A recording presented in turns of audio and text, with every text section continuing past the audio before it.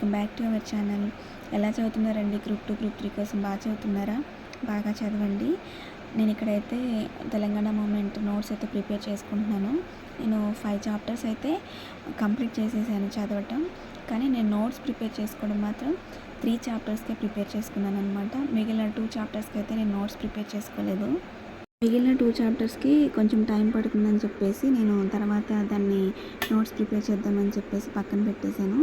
అయితే నాకు next chapter చదవటానికి 2 చాప్టర్స్ అడ్డం వచ్చాయి. అంటే నోట్స్ ప్రిపేర్ చేసుకోలేదు కాబట్టి నెక్స్ట్ చాప్టర్ అయితే చదవలేదు. సో అందుకని ఫాస్ట్గా ఆ 2 చాప్టర్స్ కూడా కంప్లీట్ చేసి తెలంగాణ మూమెంట్లో 6th చాప్టర్ చదువుదామని చెప్పి ఫస్ట్ అయితే నోట్స్ అయితే కంప్లీట్ చేస్తున్నాను.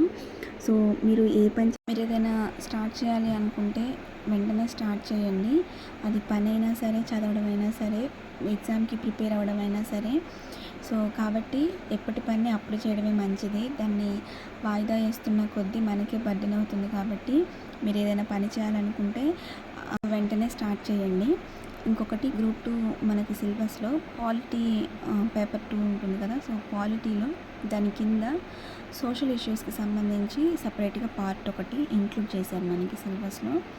చాలామంది మనకి మైండ్లో ఫిక్స్ అయింది ఏంటంటే, ఈవెన్ నాకు కూడా ఎలా ఫిక్స్ అయిందంటే, జనరల్ స్టడీస్ ఉంటుంది, పాలిటీ హిస్టరీ ఉంటుంది, ఇంకొకటి ఎకానమీ ఉంటుంది, తెలంగాణ మూమెంట్ ఉంటుంది.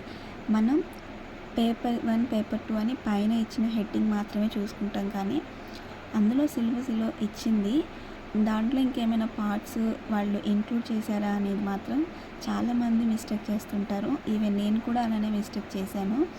సో అందుకనే మీరు ఒకసారి పాలిటీ సిలబస్ చూస్తారు కదా. సో దాని కింద సోషల్ ఇష్యూస్కి సంబంధించి కొన్ని అంటే ఆ సబ్జెక్ట్ ఉంది కదా, ఆ సబ్జెక్ట్ని కూడా మీరు ఖచ్చితంగా కాన్సన్ట్రేషన్ చేసి చదవండి. ఎందుకంటే మనకు ఖచ్చితంగా సిలబస్లో ఇచ్చారంటే క్వశ్చన్స్ ఇచ్చే అవకాశం ఉంటుంది. కాబట్టి దాన్ని మాత్రం మీరు నెగ్లెక్ట్ చేయొద్దు. ఏముంది దాంట్లో ఎన్ని క్వశ్చన్స్ వస్తాయి, ఒక 5 6 వస్తాయి, ఏమో రాసేయొచ్చులే, ఊహించి రాసేయొచ్చులే అని ఆలోచనలో ఉంటారు. చాలామంది అలానే ఇమాజినేషన్ చేస్తూ ఉంటారు. కానీ అలా చేయకండి. ఎందుకంటే మనం చదివేది group 2 exam. So tough competition ఉంటుంది. కాబట్టి మీరు ఏది ఇమాజినేషన్ చేసుకోకండి. ఎగ్జామ్ ఇలా ఉంటుంది, ఇలా రాయొచ్చు, సోషల్ ఇష్యూసే కాబట్టి, డైలీ జరిగేవి కాబట్టి మనం ఈజీగా రాసేయచ్చు అని థాట్లో ఉండమాకండి. సబ్జెక్ట్ ఒకసారి చదవండి. ఒకసారి చదివితే చాలండి, మనకి గుర్తుండిపోతుంది. పెద్దగా ఆ సబ్జెక్టు చదువుతూ ఉంటే ఏంటంటే మనకి అది చదివేటప్పుడు మనకి డైలీ జరిగేవి సిచ్యువేషన్స్ కూడా చాలా గుర్తుకొస్తుంటాయి. మనం న్యూస్ పేపర్స్లో, టీవీలో, అలాగే ఇంటర్నెట్లో చూస్తూ ఉంటాం. కాబట్టి మనకి రిలేటెడ్గా చేసుకొని మనం చదవచ్చు. సో మీరు దాన్ని మాత్రం అసలు నెగ్లెక్ట్ చేయమాకండి. దాన్ని కూడా సోషల్ ఇష్యూస్కి సంబంధించి రేపు నేను నా వీడియో ఖచ్చితంగా పోస్ట్ చేస్తానండి. నేను నోట్స్ ఎలా ప్రిపేర్ చేసుకున్నానో దానికి సంబంధించి అని చాలా ఈజీగా తయారు చేసుకోవచ్చండి. ఇంకా మీరు ఒకవేళ ఆ బుక్ కొనుక్కోకపోతే ఇప్పటికైనా మీకు ఏ ఆథర్ బుక్ అనిపిస్తే ఆ ఆథర్ బుక్ కొనుక్కొని మీరు ప్రిపేర్ అవ్వచ్చు. నేనైతే పర్సనల్గా ఫాలో అయ్యేదానికి తెలుగు అకాడమీ బుక్, దాని గురించిన డీటెయిల్స్ నేను నా నెక్స్ట్ వీడియోలో అయితే పోస్ట్ చేస్తాను. ఖచ్చితంగా ఫాలో అవ్వండి. నేను ఈ మాట ఎందుకు చెప్తున్నానంటే, న్యూస్ పేపర్లో ఒక సారు ఒక స్టేట్మెంట్ ఇచ్చారనమాట. సో దాన్ని బట్టి నేను ఈ మాటలు చెప్తున్నాను. ఒక ఐఎఫ్ఎస్ ఆఫీసర్ అనమాట, హిమాంశు త్యాగి అని. సో ఆ సార్ ఏం చెప్పారంటే, వాయిదా వేసే స్వభావం మనకి అతిపెద్ద శత్రువు అని. అది ఎలా అంటే, యుద్ధం సమయంలో మన దగ్గర ఉన్న ఆయుధాలని మనం ఉపయోగించకపోతే ఆ యుద్ధంలో మనం నష్టపోతాం. సో అలాగే మన దగ్గర ఉన్న టైంని మనం యూస్ చేసుకోలేకపోతే మనం ఖచ్చితంగా నష్టపోయే ఛాన్స్ ఉంది. అది ఏదైనా సరే అండి. ఇప్పుడు ఈ బుక్ ఉందని చెప్పాను కదా, సోషల్ ఇష్యూస్ అని, దీని తర్వాత చదువుదాంలే అని మీరు అనుకుంటే ఖచ్చితంగా నష్టపోతారు. సో అందుకని ఇప్పటి నుంచి స్టార్ట్ చేయండి. సార్ చెప్పింది కూడా నిజమే కదా.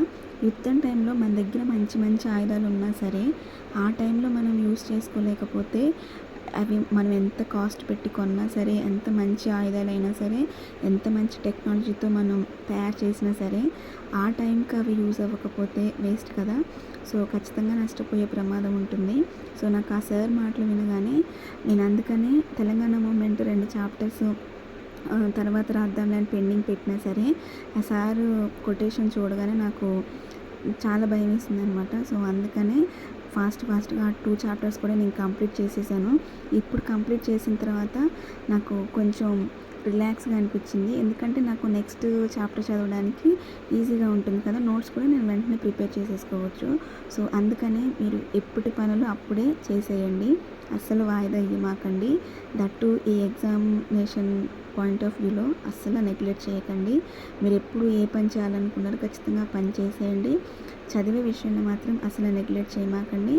ఒకవేళ మీకు టైం ఐఏఎస్లు ఐపీఎస్లు ఒక 14-15 అవర్స్ చదివా అని చెప్పేసి ఇంటర్వ్యూ ఇస్తూ ఉంటారు. సో వాళ్ళు అలా చదివారు కాబట్టి వాళ్ళు అనుకున్న గోల్ని అయితే రీచ్ అయ్యారు.